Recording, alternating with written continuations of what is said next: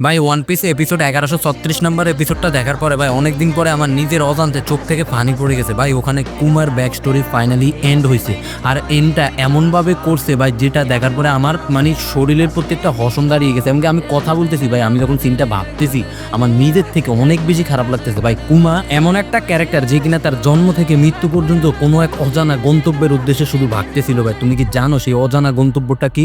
একটুখানি ফ্রিডম আর একটুখানি শান্তি ভাই। একটুখানি ফ্রিডমের জন্য কুমা তার জীবনটা পুরো স্যাক্রিফাইস করে দিছে। আর ফ্রিডম আর শান্তি সে কোথায় গিয়ে খুঁজে পেয়েছে জানো? তার এন্ডের মাধ্যমে, তার মৃত্যুর মাধ্যমে ভাই। যখন লাস্ট ওই সিনটা দেখাইছে না ভাই, আমি কি বলবো ভাই আমি তোমাদেরকে, তার মুখের হাসিটা দেখলে বোঝা যায় যে তার মনের ভিতরে কত বেশি কষ্ট।